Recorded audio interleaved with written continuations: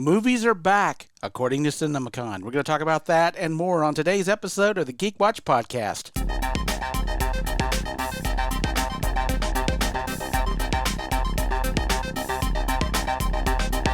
This is the Geek Watch Podcast with Brian Hatcher and Mandy Petrie.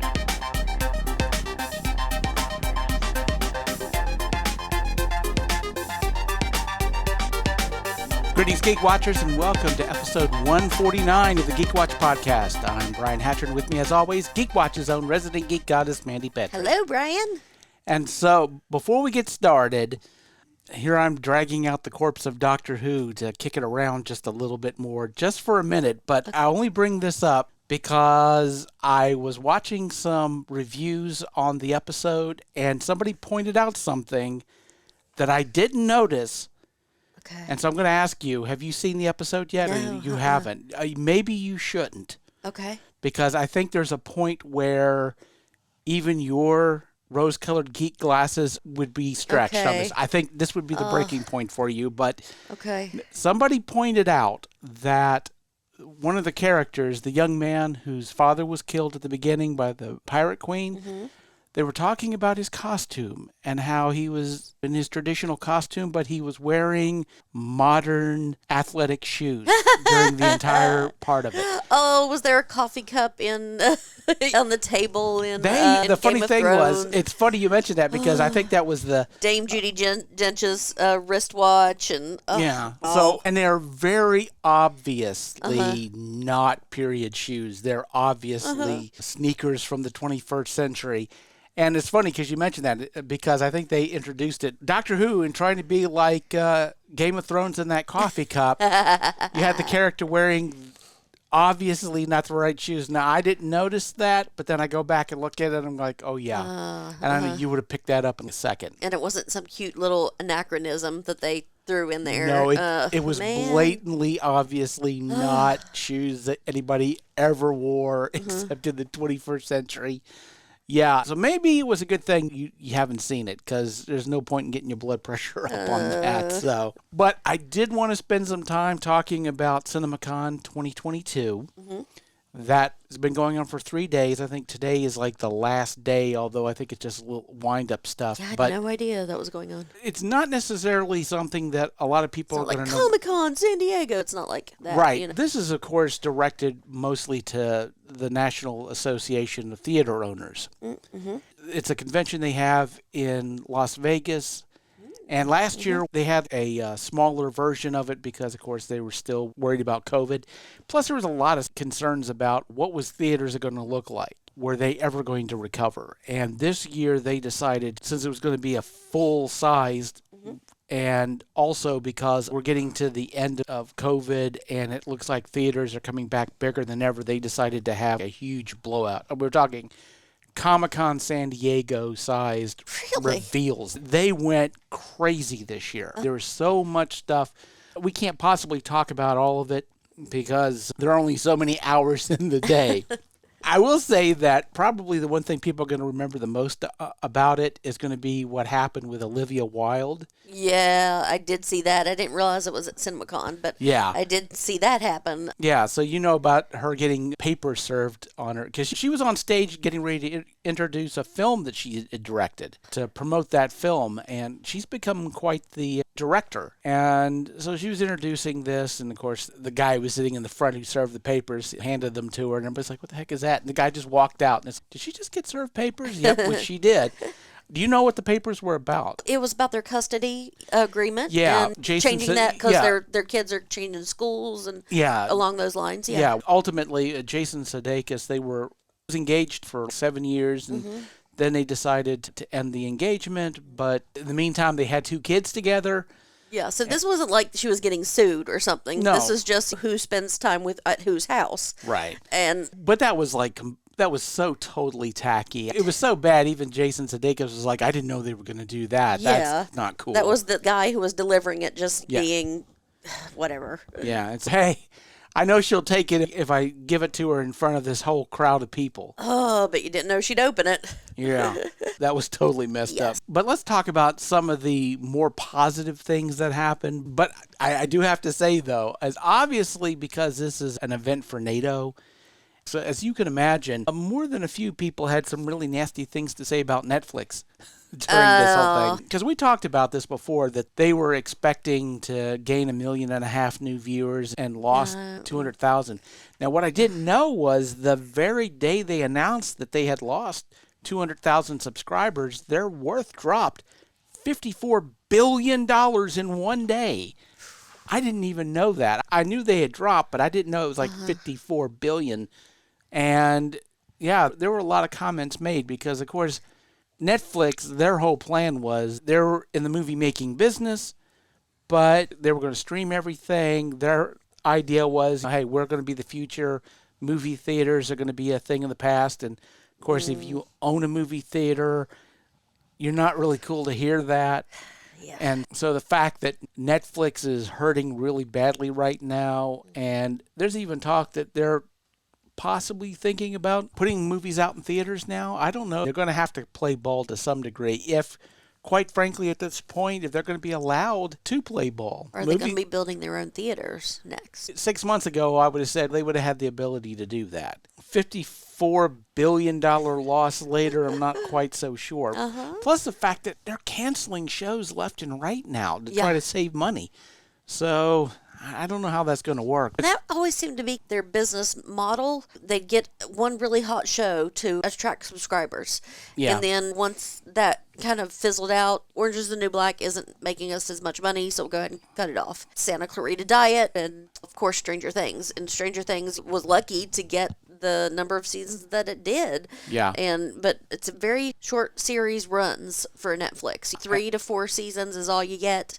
Yeah, they try to bring new stuff out all the time. Again, you get situations where people get to liking a show. Let's talk about Cowboy Bebop. People loved it, and it just they canceled it even really before they knew how well it was going to do. And they're apparently canceling a bunch of fan favorite shows. And the problem's going to be that the streaming only model probably isn't going to work anymore because now that things are picking up with movie theaters. During COVID, we were able to do a test run. What would the world be like if you could only see movies at home if you had no theaters to go to? And well, now they know what it looks like. And they're like, yeah, we're not fans. And even those of us who watch movies, we're not like, oh man, I just want to sit home and watch movies all the time. No, there are movies I do want to go out and see. In a weird way, we got to do a trial run of this where you wouldn't have been able to do it before. We were just forced into a trial run, and well, it didn't work out so well. And so, unfortunately for Netflix, they're going to have to think of something. But the fact that this trial run didn't work out so well explains a lot with Warner Brothers because, of course, they started to go down the Netflix road where we'll do the simultaneous releases with movies and theaters. And then Warner Brothers has to come out on stage in front of all these movie theater owners. And what do you think they did? They apologized. Oh, wow. They apologized profusely. Way to go. We were wrong. Yeah, we screwed up, and we're sorry. Please take us back. Yeah, we're not going to pull that stunt anymore. We're not doing the simultaneous releases. But man, did they just came out with everything that they were doing. They got to see clips from Black Adam. Oh, okay. And you had this, what looked like a pre-recorded tape of Dwayne "The Rock" Johnson welcoming everybody, and then he was like, this doesn't feel right. And so he walks out on stage. What? Surprise! So he actually showed up, and so we got to see that. A good takeaway from CinemaCon is, if there's a movie that you liked, we're going to do a sequel to it. Okay. They announced the new Batman 2 movie. Mm-hmm. Ghostbusters got a sequel. Venom's getting a sequel. Avatar, they announced the Avatar sequel, which is now finally coming, and they had clips of it. Really? Okay. I was like, man, Avatar, we've only been waiting 20 years for it. Yeah, Avatar, The Way of Water is what it's going to be called. And the clips of it, they passed out 3D glasses. They knew what sold it. So we're getting sequels of everything, but we're also getting, apparently, if any toy that's popular right now is getting its own movie. They had clips of the new Margot Robbie film, Barbie, where she's playing a live-action version of a Barbie doll. Okay. So, I didn't know about this either, but apparently they're really excited about this film. Okay. Wow. But on top of that, apparently J.J. Abrams is doing a Hot Wheels movie. Ooh. So I wonder if that'll look like Speed Racer. That'll be... Hopefully it'll do better business than Speed Racer because it didn't do so well. It did. Saw stills, images of what's called Megan. Yeah. Okay, you've seen, yes. And because when the new Child's Play came out, I had actually said this. I can't remember if we talked about it on the podcast or not. That concept, if you'd taken the Chucky aspect out of it, this kid had a doll and the AI, that Uncanny Valley, Isaac Asimov started loving this kid too much and would defend it and ended up killing people. I was like, that would be a great concept. You didn't need to put Chucky into it. And as it turns out that these movies were being made simultaneously. So Megan is what we should have gotten. That's what we could have gotten. And the image of her, she's kind of got that real doll look to her. I don't know if it's prosthetics or if it is animatronics, whatever they did. It's disturbing to Very look uncanny at. valley. I would rather have Annabelle in my house than Megan. So I'm looking forward to it and giving the haunted toy genre kind of kick. Oh, yeah. Yeah. Certainly there was a lot of horror movies that they brought out in CinemaCon. Of course, Nope, the new Jordan Peele film. The aliens? It looks like the alien invasion. Yeah, of course. I love Jordan Peele, so the Halloween Ends. Okay. They got that eventually. Mm-hmm. Of course, we have to talk about the Marvel side of things. They got to see some clips from Wakanda Forever. Okay. And they also showed the first 20 minutes of Doctor Strange. Oh, my goodness. That's a rather large piece of the cake. Here's what I find interesting. I've avoided spoilers because we're going to see it next week, so I didn't really want to know anything. But what I heard generally is the first 20 minutes, the movie starts running. There's no build-up. It goes crazy from right at the beginning. Okay. Which makes sense because if they're going to show you the first 20 minutes and it's just build-up, people are going to... They're going to be like, oh, you're going to give us 20 minutes of that. What's the big deal? But apparently it hits the ground running. And they talked a little bit more in the articles about what people saw, but I avoided that because I didn't want to know. But the other thing about it was, besides that, they didn't really talk a lot about what's coming out next. So they didn't really prep a lot of things. Okay. And they didn't really talk about the TV shows because we've got some things coming up that they promised us, like She-Hulk, but they didn't really release any dates on anything. So they're playing their cards rather close to their chest right now. Yeah. The other thing, too, is I hear that Kevin Feige is planning a retreat. The main reason for this retreat is they want to sit down and talk about the next 10 years of Marvel movies and TV shows. All right. They're going to plot it out for the next 10 years. Hopefully I'm alive for all of this, but we'll see what happens. But yeah, I mean, CinemaCon, the one takeaway is, man, studios are ready to get back in the theaters in a big way. And they really wanted to get theater owners really excited. And like I said, there's a lot of crazy stuff. We didn't talk a fraction of all the stuff that's going on. I'm sure we'll probably start to see some trailers soon. Now that CinemaCon is wrapping up, we'll start to see some of the stuff that they showed. And I'm excited to see what happens. So I did want to take a moment to talk about The Walking Dead because keeping with my perfect record, I had made a prediction that the Carol and Daryl show wasn't ever going to happen, that this was just a swerve. And it's supposed to film this summer. Really? So, okay. Yeah. So we got 4 main characters that will not die by the end. Here's the thing, though. I don't think they're going to be changing anything with The Walking Dead. I think that's pretty much settled. But here's the thing, though. The Carol and Daryl show is going to be missing Carol. Okay. Yeah, so it's going to be the Daryl show. So let me read you what the press release said. All right. Okay. Melissa McBride has given life to one of the most interesting, real, human, and popular characters in the Walking Dead universe. Unfortunately, she is no longer able to participate in the previously announced spinoff focused on the Daryl Dixon and Carol Palader characters, which will be set and filmed in Europe this summer and premiere next year. Relocating to Europe became logistically untenable for Melissa at this time. We know fans will be disappointed by this news, but the Walking Dead universe continues to grow and expand in interesting ways, and we very much hope to see Carol again in the near future. Huh, okay. So the Carol and Daryl show is now going to be the Daryl show. So obviously they're going to have to revamp the show, especially with the fact that they were planning on shooting this summer. Mm-hmm. So they're going to have to re-script a bunch of stuff, especially since Carol was supposed to be one of the main characters. Yeah. But the other question, too, is obviously there was going to be some sort of setup to explain Carol and Daryl going off together for whatever reason. And they're either going to have to redo something in the Walking Dead show, or they're going to have to explain it some way in off-screen, or either they're going to have to do something in the new show.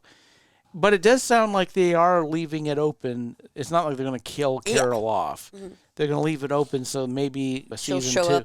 Like a season 2 or something like that. So yeah, on the Island of the Dead or something. Yeah, I guess they'll figure that out. Yep.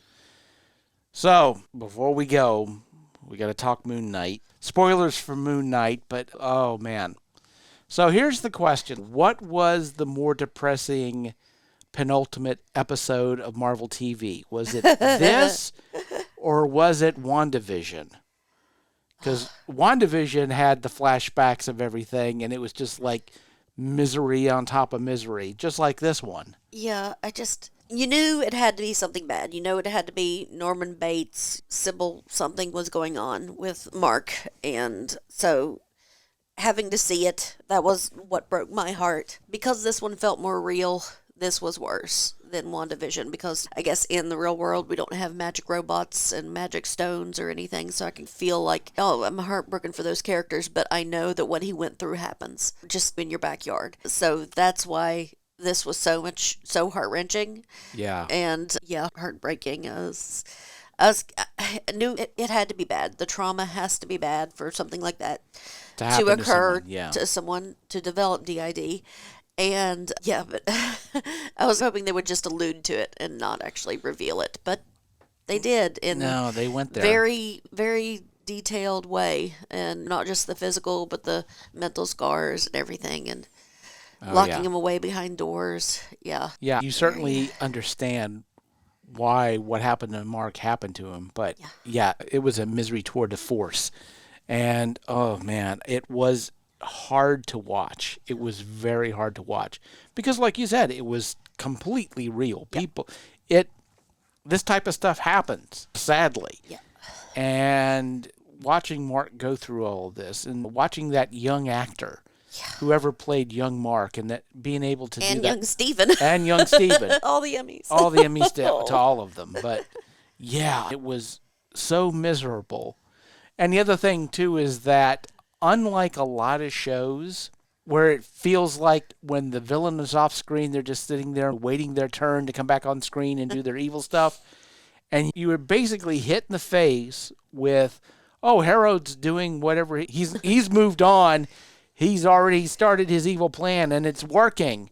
So obviously, while Mark and Steven were dealing with everything in the underworld, he was still doing what he was doing, and apparently he succeeded. The goddess has been released, and Amet is tearing stuff up. Oh, yeah. And so it's already started, and nobody's put on hold. We're not waiting for that to happen. It was going on while all the rest of the stuff was happening. And the thing at the end when Steven dies. Oh man, when he turns to stone, and that's what balanced the scales, and now Mark is in the field of reeds. Right. He's what's in paradise. Supposed to be, and like knowing that the show has to go on, something's gonna have to happen. So I have that hope, that rose-colored geek glasses in my heart. Something's got to happen. We have one more episode. Something's got to happen. Yeah, only one more episode. I mean, that's a lot to wrap up in just one episode. We haven't seen the third personality. Yeah, whether it's and I thought it was Scott. What did you say his name was? Jake. Jake. Okay. Yeah. Again, we had that wonderful moment where you got the reference to Black Panther, which was awesome, about the ancestral plane when Tyrant was saved. There's all these different... This is the first time I've seen an insane asylum. Yeah, but she said, this isn't the afterlife because there's a bunch of them, and the ancestral plane is just gorgeous. I'm like, there you go. But there's so much to finish. And at this point, I don't think it's a good idea to even try to guess at what it's going to be like. Ooh, yeah. Because there's no telling at this point. But man, all the references to stuff that we've seen so far, the callbacks to episode 1, we were wondering why Mark was standing outside, and then we see it, and then that moment when he's just breaking down, sobbing. Falling in the street, yeah. And it's time for Steven, and Steven just turns it off, and he picks up the phone, starts talking to his mom. Yeah. He is, but he isn't. And then, again, Steven had to deal with a bunch of stuff because it's, by the way, your mom's dead. Yep. And she hated you, and she beat you. And the only reason you exist is... I can cope with that. Yes. Yeah, it's rough. But, oh, man, what's next week going to look like? So we got that. Next week, you're going to be doing Tech Week, and you're going to be acting in Shakespeare Abridged. Yep. And so we're going to miss next week. Yes. But... next week is the last episode of Moon Knight, and it is also Doctor Strange in the Multiverse of Madness, which will give us time to sit and think about this. And our next podcast is episode 150. Yay! So we hit the 150. So it will be delayed a week so that you can go be a superstar. And then the week after, we'll record episode 150, and we'll talk about Doctor Strange and Moon Knight. And so... it'll be a marvelous week. It will be. And so with that said, we come to the end of episode 149. Thank you for listening, and tune in next time for the latest in geek news and views with the Geek Watch podcast. From Mandy Petrie, this is Brian Hatcher, reminding all the Geek Watchers out there, we're all geeky about something. Be proud of yours. See you next time. Thank you for listening to the Geek Watch podcast.